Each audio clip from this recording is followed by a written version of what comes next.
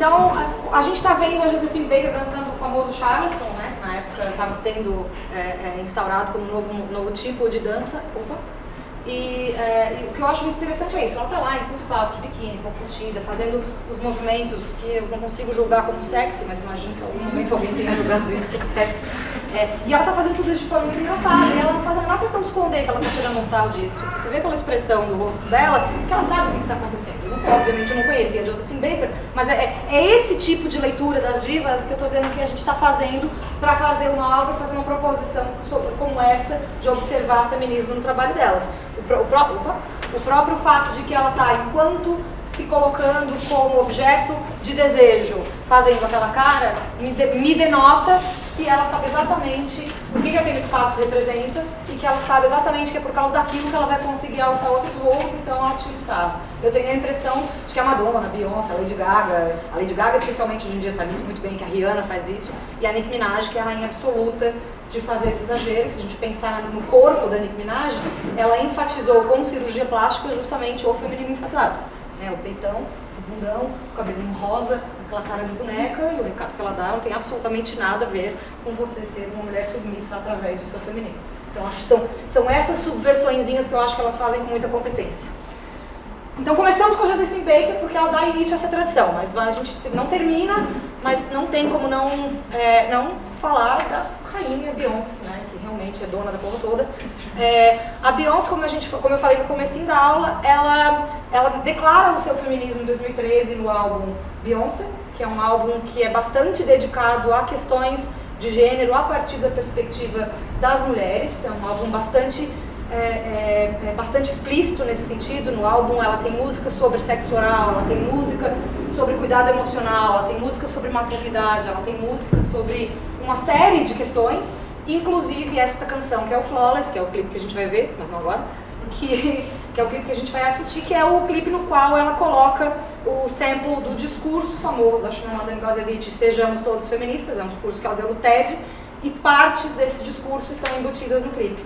E ela declara isso muito abertamente, né? Eu tive a sorte de ir nessa turnê, nesse show da Beyoncé, e é impressionante, assim, quando a gente estava na pista, assim, aqui pertinho do palco, lógico, porque eu nasci ontem, a gente estava na pista, de repente apagaram todas as luzes, daí geralmente é o nome do artista, né?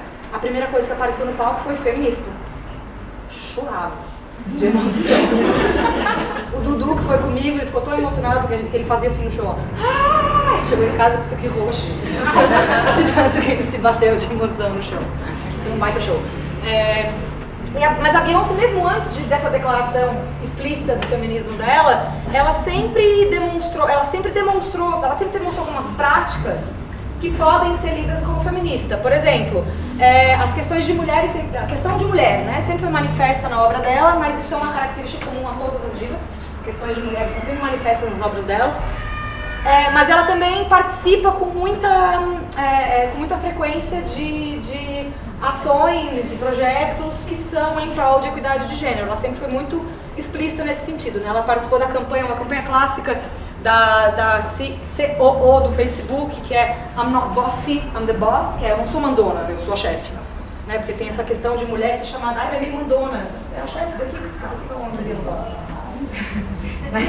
Não me chama de mandona quando realmente eu estou numa posição de comandar uma equipe, esse é o trabalho. Né? Então ela participou disso, ela participou do Time for Change, que foi uma iniciativa bem grande, com vários artistas e várias divas, justamente Chime grita, né? Então grita pela mudança.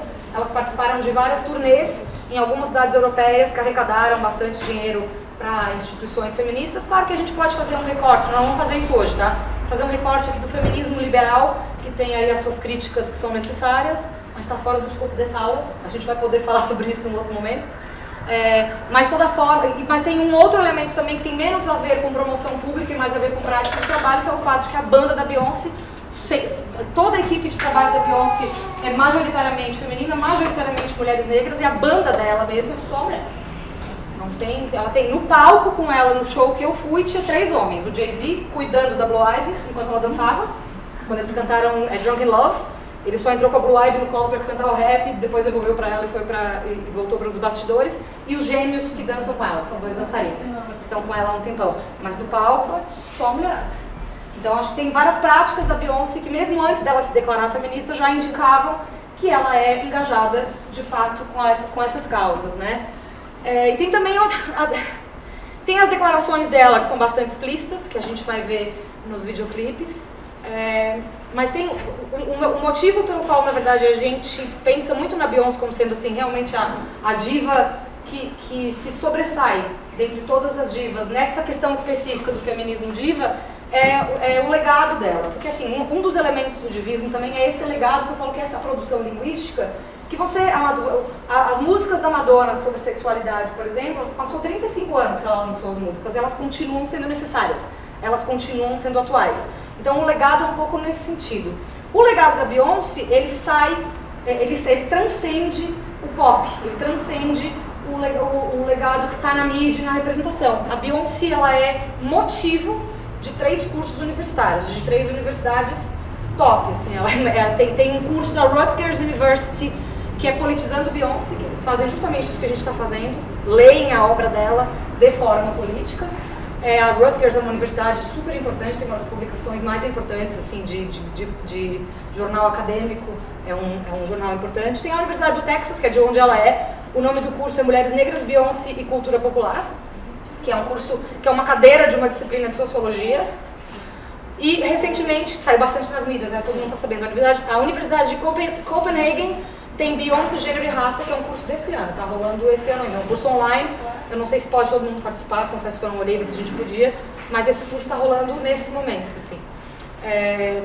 E mais recentemente, a gente falou até agora do álbum de 2013, que é o Beyoncé, mas mais recentemente, em 2015, foi 2015 o Lemonade, então 16. 2016 a Beyoncé lançou o Lemonade.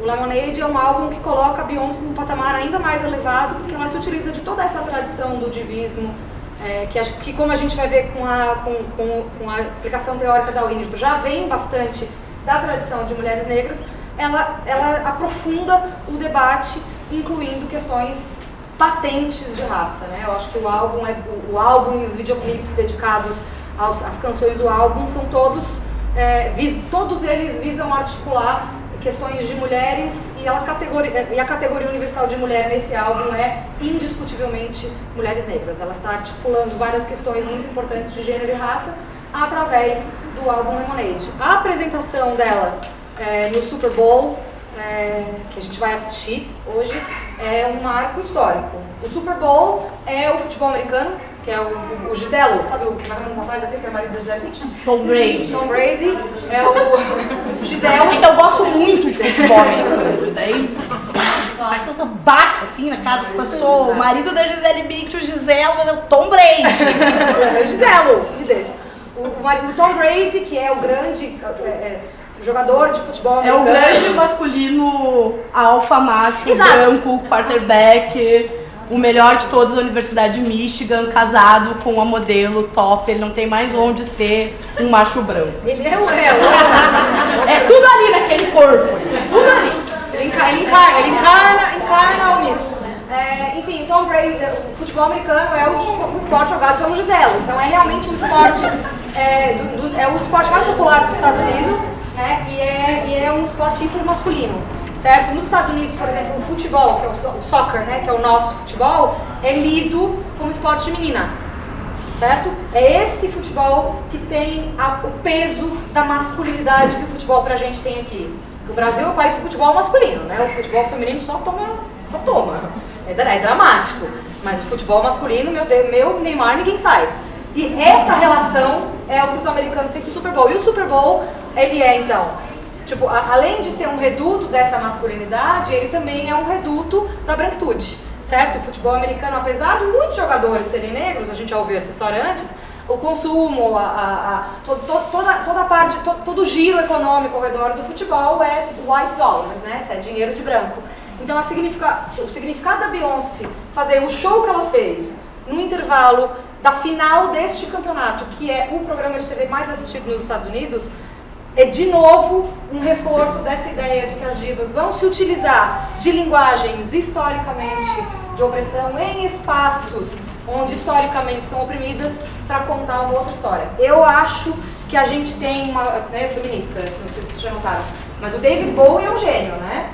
Ah, o David Bowie é gênio, de Rolling Stone gênio, Beatles gênio, elas são tudo puta. Eu acho muito mais genial que elas entrem em espaços hegemonicamente masculinos e brancos, dando outro recado e todo mundo aplaude e bate palma. Pra mim a genialidade está aí.